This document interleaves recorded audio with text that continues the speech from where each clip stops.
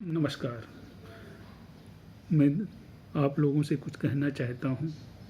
बहुत दिन से चाइना और भारत का टकराव चल रहा है और स्थिति बहुत गंभीर है। किसी को पता नहीं है क्या हो सकता है। अपने को तो पता है कि हम सही में ज़िंदगी जीते हैं हिंदुस्तान, लेकिन चाइना को कुछ पता नहीं है। उसके ऊपर निर्भर करेगा कि आगे क्या क्या हो सकता है। लेकिन इस बीच बार बार राहुल का ट्वीट आना, हम सेना के साथ खड़े हैं लेकिन ज़मीन गंवा दी, हम सेना के साथ खड़े हैं लेकिन लद्दाख के कुछ आदमी ऐसा बोल रहे हैं। तो कांग्रेसी पार्टी के ही युवा नेता हैं। अभी एक खान साहब थे, पूर्व पार्षद, उन्होंने बोला कि बहुत मज़ा आ गया, चाइना ने अटैक किया और हिंदुस्तान के 100 टुकड़े हो जाएंगे, वो लेह के 100 टुकड़े होंगे, जिसमें कुछ जो है पाकिस्तान ले जाएगा, कुछ चाइना ले जाएगा, कुछ जो है जम्मू कश्मीर ले जाएगा। तब तो आपने नहीं बोला कुछ लोगों की आवाज़ बहुत अच्छी है।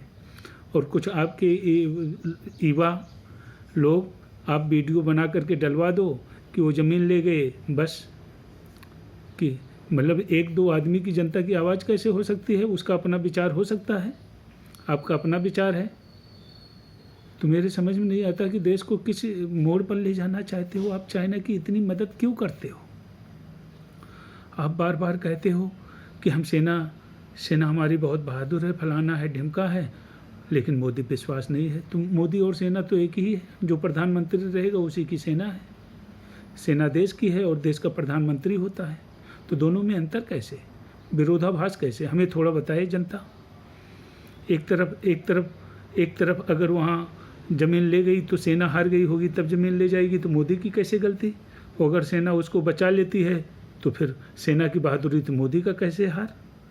मेरे तो समझ में नहीं आता कि आप किस जनता को एड्रेस कर रहे हो। ये 1962 और 70 की जनता है क्या? इतनी फुद्दू है?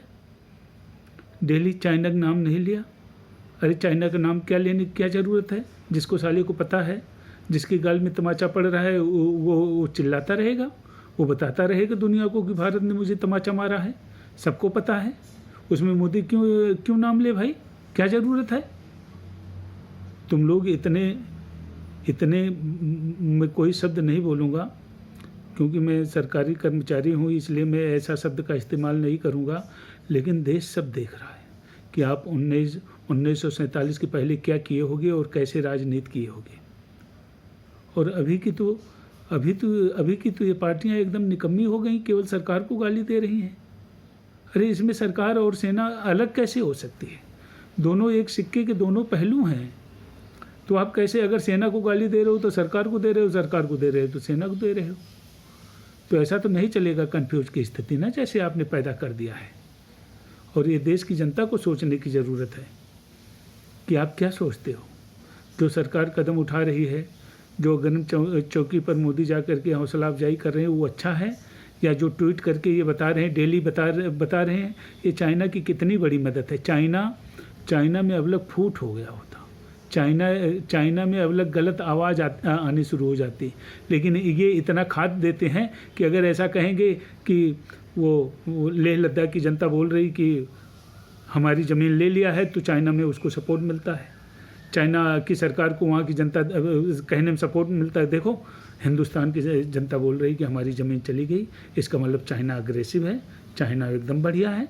हमारे 20 जवान शहीद करके ऐसा साले निकम्मे ऐसा ढोंग फैलाते हैं, ऐसे लगता है जैसे कि इनका कोई गया नहीं है। घड़ियाली आंसू रोते हैं, लेकिन ऐसा लगता है जैसे देश लूट गया। इससे क्या होता है, चाइना के अंदर जो विद्रोह है रुक जाता है, उसको और बरग मिलती है, खाद मिलती है। देखो वहाँ की विपक्षी पार्टी बोल रही है हिंदुस्तान मर गया, लूट गया, उसकी सेना मर गई, इसका मतलब चाइना बहुत अग्रेसिव है, चाइना बहुत अच्छा है, तो उसकी सरकार को वहाँ समर्थन मिल जाता है। क्या ये सोचते हो कभी? क्या आपके दिमाग में ऐसा आता है कि जनता को चूतिया बना करके ही वोट लेते रहोगे तुम और बहन? मेरे तो समझ में नहीं आता कि अब जनता इतनी चालाक तो हो गई है कि आप जो ये शब्द बोलते हो, ये खाद मिलता है, चाइना को ऊर्जा देती है। और ऊर्जा इस बात की देती है कि वहाँ सरकार के खिलाफ जो विद्रोह होता है वो रुक जाता है।